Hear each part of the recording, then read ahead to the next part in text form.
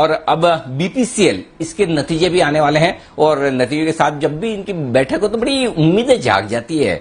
Dividend आएगा क्या, मतलब सब आपस में ये बात है, कितना आएगा, बड़ा आएगा छोटा आएगा, लेकिन डिविडेंड कितना आएगा ये तो पता नहीं, लेकिन नतीजे कैसे आएंगे इसका अनुमान लगाने की कोशिश जरूर वरुण ने की है। तो आइए जानते हैं बीपीसीएल का प्रीव्यू। वरुण बताइए। डेफिनेटली अनिल जी, सभी की नजर वैसे तो डिविडेंड पे होगी और कहीं ना कहीं विनिवेश को लेकर एक्सप्रेशन ऑफ इंटरेस्ट उसके ऊपर क्या कहती है मैनेजमेंट इसके ऊपर होगी। लेकिन हाँ, एक बात है कि आईओसी और एचपीसीएल के जिस तरह से नतीजे आए हैं उसके बाद जो कंसेंसस एस्टिमेट्स है ना, जितनी भी रिपोर्ट्स मैंने पढ़ी थी उससे मैंने थोड़े ऊपर अनुमान रखे हैं, क्योंकि अब तक इन लोग ने सरप्राइज किया है अपसाइड पे। यहाँ कंपनी की जो रिफाइनिंग थ्रूपुट है उस पर करीब 15% के आसपास की बढ़ोतरी का अनुमान है। वॉल्यूम ग्रोथ जो है वो काफी अच्छे रहने वाली है। नो डाउट सबके तरह इस कंपनी के मार्केटिंग मार्जिन जो है उसमें दबाव होगा, लेकिन सबसे बड़ा फैक्टर होगा इन्वेंट्री गेन। हमने देखा एचपीसीएल आईओसी में $3 से $4 के आसपास का इन्वेंट्री गेन देखा गया। इस कंपनी में भी करीब $3 के आसपास, $3 प्रति बैरल के आसपास का इन्वेंट्री गेन जो है उसका अनुमान लगाया जा रहा है, जो जीआरएम से $4.5 प्रति बैरल के आसपास आ सकते हैं और हो सकता है कि इसके अपर साइड पे आपको देखने मिले।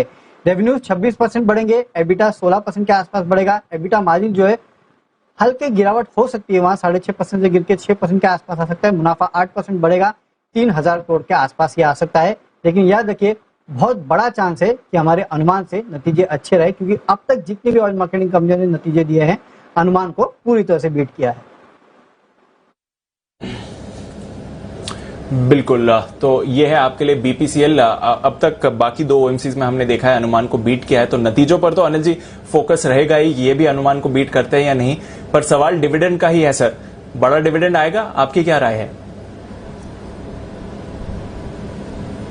वो आना तो चाहिए, और पिछली बार हमने मार्च के महीने में अंदाजा लगाया था और उस समय नहीं आया, तो इस बार हमने अंदाजा लगाने की जरूरत नहीं समझी और जरूरत भी नहीं की, दोनों चीजें, कि ठीक है आज नहीं तो कल आएगा। वैसे मई के अंत का हमारा अंदाजा था कि आना चाहिए। तो दीप कायदे से देखा जाए तो 55 से 60 रुपए के आसपास का डिविडेंड बनता है बीपीसीएल का, जो बीपीसीएल को देना है। अब ये आज दे दे, आज मतलब इस बोर्ड मीटिंग में अनाउंस कर दे या थोड़े समय बाद करे, क्योंकि देखिए अल्टीमेटली डिविडेंड देने के लिए आपको सिर्फ ऐलान नहीं करना होता, कैश फ्लो भी चाहिए, हाथ में पैसा चाहिए। और वो पैसा दो जगह से आना है, एक तो नुमालीगढ़ रिफाइनरी में जो इन्होंने हिस्सा बेचा है, आसाम सरकार से जो थोड़ा पैसा आना है वो है, इसके अलावा छोटे मोटे और जो अपनी स्टेक है दूसरी कंपनियों में वहां पर ये स्टेक बेचने वाले हैं, उसका पैसा आना है, तो अल्टीमेटली वो आएगा।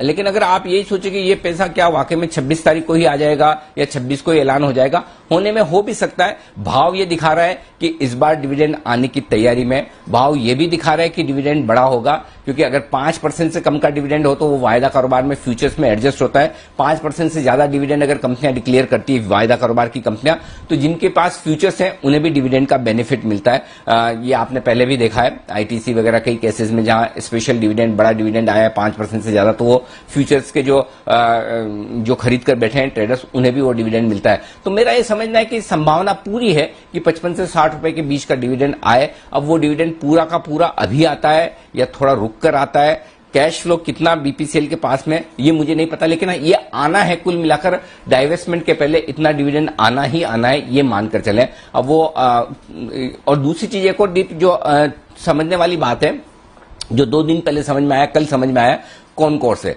किस तरह से कॉनकोर ने अपने लैंड लीज लाइसेंस से रिलेटेड जो मामले हैं वो सुलझाए, और किस तरह से आगे के लिए उन्होंने पूरी तरह से पॉलिसी बना दी कि कितनी लीज देनी पड़ेगी अगर कोई भी कॉनकोर को एक्वायर करता है। तो पहली चीज।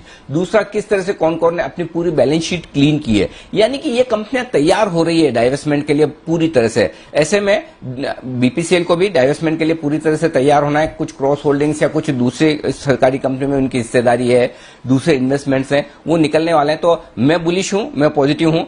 संभावना पूरी है कि इस बार भी डिविडेंड आए, और सिंपल चीज है, आ जाए तो बढ़िया बात है, नहीं भी आए तो वो है तो आपके बैलेंस शीट में ही, आपके शेयर में, आज नहीं तो कल मिलेगा, अभी नहीं तो 4 हफ्ते बाद मिलेगा, 6 हफ्ते बाद मिलेगा। लेकिन बीपीसीएल ये भाव में भी बेचने जैसा नहीं है, ये एक इन्वेस्टमेंट ग्रेड स्टॉक है, और ये बात हम लगातार आपको कह रहे हैं, अब भी कह रहे हैं। जितना बुलिश हम 440 पे थे, जितना बुलिश 400 पे थे, जितना 475 पे वो है ही, और डेफिनेटली आपको होल्ड करना चाहिए। डिविडेंड आए ना आए, आ जाए तो लॉटरी,